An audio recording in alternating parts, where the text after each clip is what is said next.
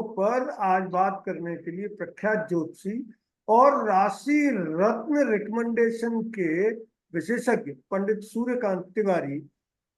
नमस्कार। नमस्कार, आपके दर्शकों को शुभकामनाएं। नया माह शुरू हो रहा है, आषाढ़ का बाद प्रथम दिवस है, तो मंगलमय हो, यही कामना है। बताएं। राशि रत्नों का प्रभाव क्या सिर्फ भारतीय लोगों पर होता है या पूरी दुनिया के अलग अलग धर्मों के लोगों पर ही होता है? पहला सवाल मैं इसलिए कर रहा हूं कि अन्य धर्मों के लोग राशि रत्नों पर कम भरोसा करते नहीं, ये पूरी दुनिया में है और पूरी दुनिया में लोग मानते हैं। राशि रत्न केवल भारत में नहीं, पूरी दुनिया में।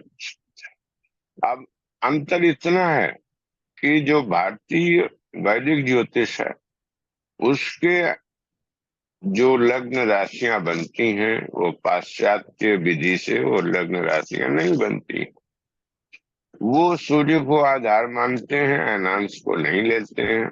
अब धीरे धीरे विदेशों में भी, पाश्चात्य देशों में भी, जो हमारा सनातन धर्म का, हिंदू ज्योतिष का या वैदिक ज्योतिष का आधार कहिए, उसको वो लोग भी मानने लगे हैं और उस विधि से वो भी काम करना शुरू किए हैं। तो ऐसा कोई धर्म नहीं है, ऐसा कोई जिसमें कि ऐसी कोई संस्कृति नहीं है जिसमें कि रत्नों का प्रयोग न किया जाता हो। जी। तो भारतीय ज्योतिष के मुताबिक 12 राशियां हैं जी। और उनके अलग अलग लग्न आधारित स्थितियों के हिसाब पर राशि डिसाइड होती है। तो राशि के हिसाब से किस राशि वाले को कौन सा रत्न कब पहनना चाहिए, आप थोड़ा जी। एलोबरेट करके और इस जी। पर। हाँ, देखिए, आ, राशि रत्नों के बारे में, राशि का संबंध जो है वैदिक ज्योतिष में चंद्रमा से। तो जिन लोगों को अपना लग्न या कुंडली पता है, उन लोगों को अपने लग्न को, लग्न चार्ट को, फेस्टिवल को, ये सब सारी चीजें देख करके रत्न का चुनाव करना चाहिए। ये केवल कुप्रभावों को रोकता ही नहीं है, बल्कि अनुकूल प्रभावों की वृद्धि भी करता है। अब चलिए, हम अभी केवल 12 चंद्र राशियों के हिसाब से क्या रत्न पहनने चाहिए उस पर विचार करें। जैसे शुरू में हम लेते हैं चंद्र राशि मेष। इसका स्वामी मंगल है। इसका योग कारक सूर्य और बृहस्पति। तो व्यक्ति को अपनी जन्म राशि का रत्न धारण करना चाहिए। यानी मेष राशि के लोगों को मूंगा, माणिक्य और पुखराज, ये सबसे ज्यादा उपयोगी साबित है। जिन लोगों के मंगल खराब प्रभाव दे रहा हो, उन लोगों को अवश्य धारण करना चाहिए। मेष राशि का रत्न लाल मूंगा है, जिसे रेड कोरल कहते हैं। ये 2 वेराइटीज में आता है, 3 वेराइटीज में, बल्कि ज्यादा चर्चित है इटालियन, फिर जो है जापानीज, चाइनीज। इस ओरिजिन के लाल मूंगे बहुत अच्छे होते हैं। इनको धारण करने के लिए लाल मूंगा को, जो कि निष्कलंक हो, निर्दोष हो, उसे सोने या तांबे की अंगूठी में जड़वा करके मंगलवार को इस रत्न का शोधन करके, और शोधन विधि यह है कि दूध, दही, जल और रोली या लाल फूल इसे मिश्रित करके उसमें रत्न को कम से कम, कच्चा दूध होना चाहिए, वो कम से कम 3 घंटे तक शोधन में रख लेना चाहिए। तो उसकी जो अशुद्धियां होती हैं वो हट जाती हैं। फिर इसमें हम जो है मंगल ग्रह के इस रत्न का बीज मंत्र का 108 बार जाप करते हैं। और उसका मंत्र है ओम क्रांग क्रीं क्रौं स्वः भौमाय नमः। जो लोग ये पूरा मंत्र नहीं बोल सकते हैं तो वो केवल ओम भौमाय नमः भी कर सकते हैं। लेकिन तांत्रिक मंत्र इसका है ओम क्रां क्रीं क्रौं स्वः भौमाय नमः। इसको मंगलवार को दिन में, बेहतर होगा कि पूर्वाह्न में 12 बजे से पहले या 1 बजे से पहले मैक्सिमम उसमें धारण करना चाहिए। जिनको प्रतिकूल परिणाम दे रहा है उनको मेल को बाएं हाथ में, फीमेल को दाहिने हाथ में। जिनको अनुकूल परिणाम देना अनुकूल है, लेकिन जिनका जीवन जो राशि है वो मेष है, उनको हमेशा जो है, उनका जीवन रत्न है, उनको हमेशा ये पुरुष को दाहिने हाथ की रिंग फिंगर में, यानी अनामिका में हिंदी में, और महिलाओं को बाएं हाथ की रिंग फिंगर में धारण करना चाहिए मंगलवार को। जी सर। अब दूसरी राशि आती है। हाँ जी सर। नहीं, आप राशि रत्न जी। हाँ, मेष राशि के लिए हमने कहा कि लाल मूंगा, रेड कोरल धारण करना चाहिए।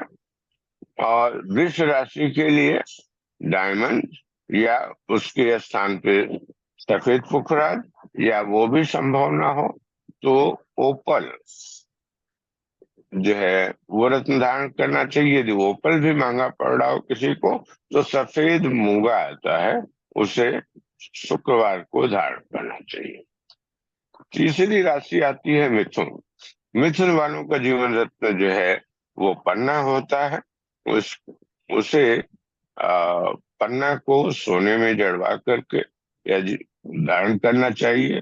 दाहिने हाथ की छोटी उंगली में पुरुषों के लिए और महिलाओं के लिए बाएं हाथ की छोटी उंगली में बुधवार, सॉरी मिथुन को बुधवार। और इसके बाद आता है कर्क। कर्क राशि का रत्न जो है वो मोती है, और दूध रंग, वो दूधिया रंग का होना चाहिए। दूधिया रंग का मोती चंद्रमा को रिप्रेजेंट करता है, और दही के रंग का मोती वो शुक्र को रिप्रेजेंट करता है। तो वृष राशि के वाले यदि कुछ नहीं हो सकता तो दही के रंग का मोती भी इस्तेमाल कर सकते हैं। कर्क लग्न वालों को दूधिया रंग का मोती अपने पुरुषों को वही दाहिने हाथ में, महिलाओं को बाएं हाथ में, सबसे छोटी उंगली में, कनिष्ठिका में, जिसे लिटिल फिंगर करते हैं, उसे सोमवार को धारण करना चाहिए। फिर आता है सिंह राशि। सिंह राशि का रत्न है रूबी, माणिक्य। माणिक्य को जो है तांबे या सोने में मढ़वा करके उसे जो है रविवार को धारण करना चाहिए। फिर आती है कन्या राशि। कन्या राशि का स्वामी बुध है, उसका रत्न जो है पन्ना है। पन्ना को वो बुधवार को धारण करें, जैसे पहले कहा है। अगर पन्ना ज्यादा कॉस्टली किसी को महसूस होता है तो वो उसके स्थान पे ओनिक्स या उससे बड़ा थोड़ा सा एक्वामेरिन होता है। एक्वामेरिन विदेशों में बहुत प्रचलित है, और ये महिलाओं के लिए बहुत आकर्षक होता है। उनके व्यक्तित्व को और बेहतर बनाने के लिए, उनकी सुंदरता को और बेहतर करने के लिए, उनकी मानसिक परेशानियों को कम करने के लिए एक्वामेरिन या फिर उसका भी सब्स्टिट्यूट ओनिक्स नाम का रत्न धारण करना चाहिए। ओनिक्स सबसे सस्ता होता है, उससे महंगा थोड़ा एक्वामेरिन होता है, और उससे भी महंगा जो है वो पन्ना होता है। तो जैसे जिसकी क्षमता हो, फाइनेंशियल पोजीशन हो, उस तरह से उसे वो रत्न का चुनाव कर सकते हैं और उसे बुधवार को दान करना चाहिए। फिर आते हैं तुला राशि। तुला राशि का स्वामी भी शुक्र है और विष की तरह इनको भी, तुला राशि वालों को शुक्रवार को डायमंड 54 सेंट से अधिक या उसका उपरत्न सफेद पुखराज 5.25 रत्ती से अधिक या उसका भी उपरत्न ओपल 7.25 रत्ती से अधिक शुक्रवार को आ, पुरुषों को दाहिने हाथ की इंडेक्स फिंगर में, यानी अंगूठे के बगल में जो उंगली है इसमें धारण करना चाहिए। महिलाओं को बाएं हाथ में वो अंगूठे के बगल वाली अंगुली में, या अगर ऊपर पहन रही हैं महिलाएं तो उसका अच्छा सा लॉकेट भी बन जाता है, वो गले में भी धारण कर सकती हैं, जो जो है हार्ट को टच करता रहो, इस तरह का लॉकेट बनना चाहिए। फिर आता है वृश्चिक। इसका स्वामी है मंगल। इसके लिए भी वही लाल मूंगा, रेड कोरल जिसे कहते हैं, वो 8.25 रत्ती से अधिक धारण करना चाहिए सोने या तांबे की अंगूठी में। आ, यदि यह संभव न हो तो उसके स्थान पे एक ब्लड स्टोन, छोटा कम कीमत का पत्थर आता है, उसे मंगलवार को उसी तरह से तांबे की अंगूठी में धारण करना चाहिए, मंगलवार को दिन में धारण करना चाहिए। फिर आता है धनु। धनु राशि का स्वामी बृहस्पति है।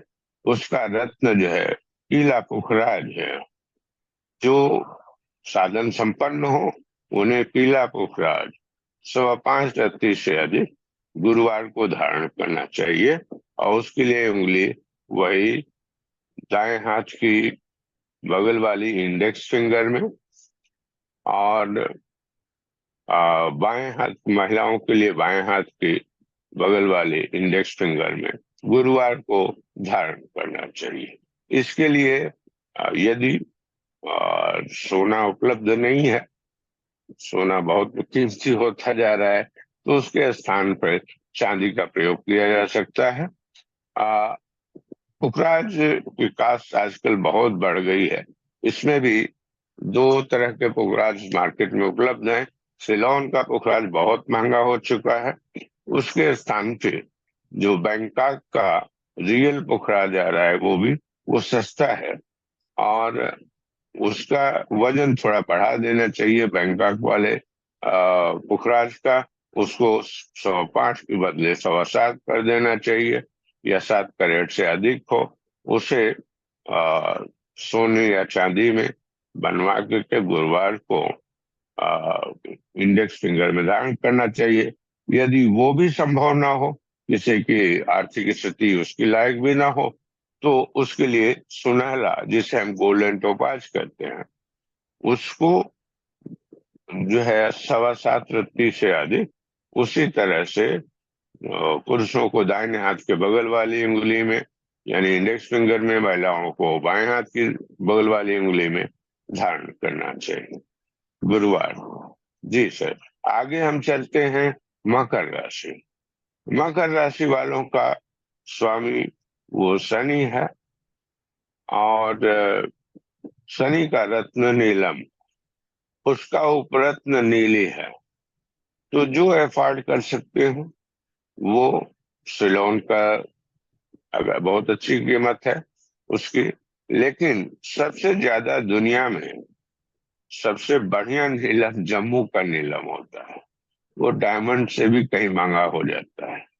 तो जो लोग एफोर्ड कर सकते हो, फाइनेंशियल पोजीशन जिनकी अच्छी हो, उनके लिए जम्मू का नीलम, वो 4 कैरेट से अधिक नहीं होता है ये।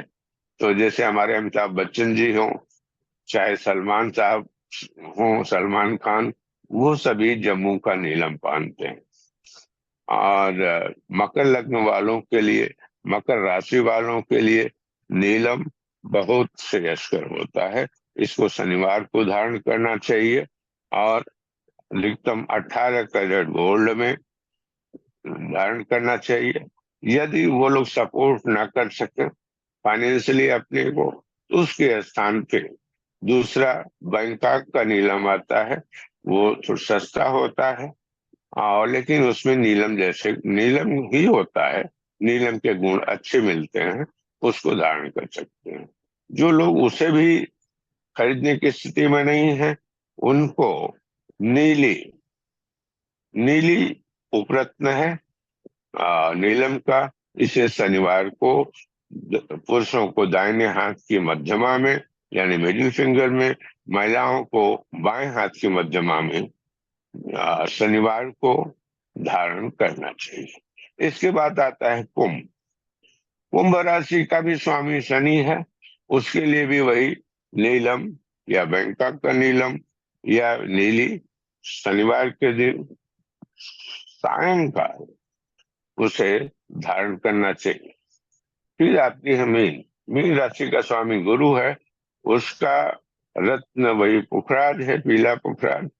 और जैसा कि हमने धनु के बारे में कहा, उसी तरह से मीन राशि के बारे में भी है, उसके लिए भी पीला पुखराज या बैंकॉक का पुखराज, या फिर जो है सबसे सस्ता जो है वो गोल्डन टोपाज यानी पीला सुनहला इसे कहते हैं, सुनहला को गुरुवार को दिन में सूर्यास्त से पहले धारण करना चाहिए। फिर आता है इसके अलावा दो हमारे ग्रह और हैं राशियों के अलावा, जिसका कि कोई राशि नहीं है, वो है राहु और केतु। राहु और केतु भी शनिवत राहु भौमवत केतु, तो शनि की तरह राहु भी उसी तरह से परेशान भी कर सकता है, आगे भी बढ़ा सकता है। केतु भी अचानक घटनाएं देता है। इसलिए इन दो ग्रहों के रत्न भी हमें विशेष ध्यान देना चाहिए। जो लोग, जैसे राहु का रत्न जो है गोमेद है, जिसे अंग्रेजी में हेसोनाइट कहते हैं। गोमेद जो है वो हमारे यहाँ तीन प्रकार का पाया जाता है। सबसे अच्छा, सबसे सुंदर सिलोन यानी श्रीलंका का गोमेद होता है। इसके बाद उड़ीसा में कटक का गोमेद होता है। फिर सबसे सस्ता गया, बिहार का गया का गोमेद होता है। इसको 8 कैरेट से अधिक पुरुषों को दाहिने हाथ के मध्यमा में, महिलाओं को बाएं हाथ के मध्यमा में। जो लोग राहु से पीड़ित हैं उनको धारण करना चाहिए शनिवार के दिन, और वो भी रात्रि में। फिर आता है केतु, क्योंकि मंगल के स्वरूप के अनुसार ही केतु का प्रभाव होता है। जब वो उसकी दशा, अंतर्दशा, प्रत्यंता दशा प्रतिकूल परिणाम दे रही हो, या उस अच्छा परिणाम दे रही हो, उसको और बेहतर करना है, उस समय केतु के रत्न कैटसाई, लहसुनिया जिसे कहते हैं, उसे उसकी डेंसिटी काफी अच्छी होती है, और उन्हें ये धारण करना चाहिए लहसुनिया, जिसका कि वेट 8.25 कैरेट से अधिक बहुत अच्छा है। एक तो पुराने अफ्रीका माइंस का पहले कैटसाई आता, वो बहुत महंगा होता है। तो बड़े बड़े उद्योगपति, बड़े बड़े सट्टेबाज, बड़े बड़े शेयर मार्केटियर्स, वो आ, जो है अफ्रीका के पुरानी माइंस का वो 4-5 रत्ती का छोटी उंगली में, सबसे छोटी उंगली में केतु का, गुरुवार को केतु का रत्न कैटसाई यानी लहसुनिया धारण करना चाहिए। जी हाँ। जी, जैसा आपने बताया, तो जी आम जनमानस में एक धारणा और प्रचलित है कि रुद्राक्ष, जो भगवान जी शंकर का आभूषण माना जाता है, और वो शरीर के विभिन्न हिस्सों पर रुद्राक्ष धारण करते हैं। तो आम जनमानस में धारणा है कि अगर कोई राशि रत्न या किसी तरह से कि कोई सक्षम नहीं है कोई राशि रत्न धारण करने के लिए, तो वो रुद्राक्ष धारण करके या पहन कर भी ग्रहों की अनिष्ट चालों से मुक्ति पा सकते। क्या ये सही है? यहाँ जी मैं यहाँ पे थोड़ा सा जो है संशोधन करना चाहूंगा। जी। न केवल प्रतिकूल परिणाम को रोकने के लिए बल्कि अनुकूल परिणामों को बढ़ाने के लिए।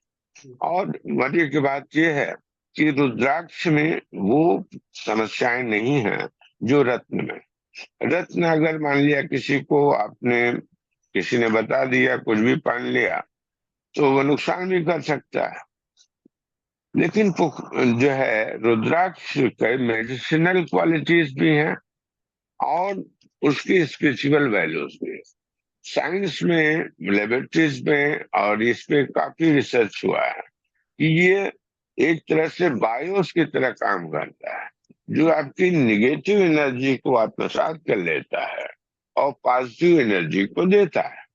हम उदाहरण के लिए आपको कुछ जो है आ, जिसका कि हमने काफी लंबे समय से प्रयोग करता रहा हूं और लोग बहुत इससे लाभान्वित हुए हैं। जैसे कि अगर आपका बच्चा पढ़ने लिखने में मन नहीं लगता है, प्रतियोगिता परीक्षा में भाग ले रहा है, तनाव से गुजर रहा है, तो वहां पे हम 4 मुखी रुद्राक्ष, 6 मुखी रुद्राक्ष और 8 मुखी रुद्राक्ष तीनों का लॉकेट बनवा करके उसे सोमवार को धारण कराते हैं। इसी तरह से जो उच्च अधिकारी हैं, राजनेता हैं, आ, उच्च पदों पे बैठे हैं, या जो निम्न स्तर के अधिकारी हैं, उच्च अधिकारियों के किसी तरह से उनकी कहिए कि नाराजगी के शिकार होने के कारण सस्पेंड हैं या तमाम चार्जशीट चल रही है, उनको 1 मुखी, 5 मुखी और 8 मुखी इनका रुद्राक्ष धारण करने से जबरदस्त फायदा होगा। इसी तरह से जो कन्याएं दाम्पत्य सुख में कोई खलल नहीं चाहते या मांगलिक दोष से परेशान है, उनको गौरी शंकर रुद्राक्ष पाने से जबरदस्त फायदा पाया गया है। हम इसकी मेडिसिनल वैल्यू को ले लेते पंडित हैं। जी, मैं बीच में अगर आपको, कोई हाई ब्लड। पंडित, जी। मैं आपको बीच में एक सवाल जी। को पूरक सवाल के रूप में पूछूंगा। जैसा आपने कहा कि जी। बच्चा, भारतीय घरों में ज्यादातर जी। अभिभावक इससे पीड़ित रहते हैं कि उनका बच्चा पढ़ने लिखने में कम ध्यान देता है और उसमें लड़कियों जी। की संख्या भी ज्यादा है। तो अभी आपने दो, जी। 4 और 8 मुखी रुद्राक्ष जो बच्चों की पढ़ाई के लिए बताया, वो क्या लड़कियों जी। को भी पहनाया जा सकता है? हाँ हाँ, वो किसी को भी, मेल हो या फीमेल हो, 4 मुखी, 6 मुखी और 8 गणेश जो है, हम्म। 4 6 8 या 4 6 गणेश, गणेश खटानन भी मिल जाता है का, गणेश 8 मुखी वाला गणेश मिल जाए तो ज्यादा अच्छा होता है। वो चाहे मेल हो, फीमेल हो, या जो लोग पढ़ने पढ़ाने इन सब का काम करते हैं, उनके लिए भी वो 4 6 8 मुखी रुद्राक्ष बहुत फायदेमंद होता है जी। इसलिए जो है, जो बच्चियां हैं उनको भी एक तो ये करना चाहिए। वास्तु का भी इसमें थोड़ा सा मैं वो दे देता हूँ कि बच्चों को या तो अपनी टेबल को पूरब साइड में रखना चाहिए या उत्तर साइड में रखना चाहिए। या तो पूरब मुंह करके पढ़ाई करें या उत्तर मुंह करके पढ़ाई करें। दक्षिण और पश्चिम नहीं करना चाहिए, वहां से नेगेटिव एनर्जी तमाम खुराफात पैदा करती है। बच्चों के लिए पूरब का कमरा या उत्तर का कमरा या उत्तर पूर्व का कमरा ये बहुत अच्छा होता है। उन्हें दक्षिण पश्चिम वाले कमरे में मत रखो, क्योंकि फिर उन्हीं का जो भी दक्षिण पश्चिम वास्तु के अनुसार जो भी दक्षिण पश्चिम कमरे में राज करता है, रहता है, उसी की चलती है उस पूरे घर में। तो माँ बाप बच्चों से हताश हो जाते हैं अगर दक्षिण पूर्व वाले कमरे में वो कर दिया। फिलहाल हमारा रुद्राक्ष तब भी काम करेगा, लेकिन ये दोनों सोने में सुहागा हो जाएगा। तो जिन बच्चों का मन नहीं लग रहा है, जो बच्चे घर के बाद बड़ों के बात नहीं सुन रहे हैं, जो पढ़ाई लिखाई में तमाम मेहनत करके भी उनको याददाश्त में नहीं आता है, उनके लिए 4 मुखी, 6 मुखी और गणेश रुद्राक्ष का कॉम्बिनेशन जबरदस्त सुपर हिट है। पिछले 10 सालों से हमने दिल्ली, नोएडा, गाजियाबाद, बॉम्बे और तमाम शहरों में हमने कम से कम हजारों बच्चों को इससे लाभान्वित किया है और मैं खुश हूँ। इसी तरह से तमाम राजनेता और जो है प्रशासनिक अधिकारी, उच्च पदस्थ लोग, वो एक मुखी, पांच मुखी, आठ मुखी से जबरदस्त उनको फायदा हुआ है। फिर हम जो है आपको कहे कि अक्सर हमारे यहाँ बेटियों के लिए, कन्याओं के लिए मांगलिक दोष ज्यादा खराब माना जाता है, तो वो माँ बाप बड़े चिंतित रहते हैं। ऐसे लोगों को जो आ, जो मांगलिक दोष से परेशान है, उनको गौरी शंकर, शिव और शक्ति का सामंजस्य, हम का जो प्रतीक है गौरी शंकर, उसे धारण करने से मंगल का दोष खत्म हो जाता है, दाम्पत्य सुख मिलता है और उनका वैवाहिक जीवन सफल होता है। अब हम थोड़ा आप पूछें और हम बताएं तो अच्छा है, क्योंकि आ, रुद्राक्ष रेमेडीज जी पे इतना रिसर्च हो चुका है पूरी दुनिया में, आपको विश्वास नहीं होगा। स्वीडन में जो है इसके इंजेक्शन बने हुए हैं डायबिटीज को कंट्रोल करने के लिए, और पांच मुखी रुद्राक्ष से इंजेक्शन बने हुए हैं हाई ब्लड प्रेशर को ठीक करने का। तीन मुखी रुद्राक्ष से इंजेक्शन बनाए गए हैं जिनका लो ब्लड प्रेशर रहता है। तो आप विदेशों में इसकी इतनी डिमांड है कि सारे बढ़िया रुद्राक्ष तो पहले विदेश चले जाते हैं और इसके बाद बच्चे कुछ यहाँ रह जाते हैं, और यहाँ पे भी काफी इसमें बेईमानी बहुत है। लोग प्लास्टिक के या जो है रुद्राक्ष के चूर्ण का बना बना के सांचे में जो है, और उससे लाभ नहीं होता, इसलिए असली रुद्राक्ष धारण करना श्रेष्ठ होगा। जी सर। पंडित जी ने बताया। सूत्र आपको अच्छा लगा तो इसे लाइक करें, शेयर करें, और हाँ, हिंदी हेडलाइन चैनल को सब्सक्राइब जरूर करें। धन्यवाद। जय हिंद। हम इसलिए भी हम भी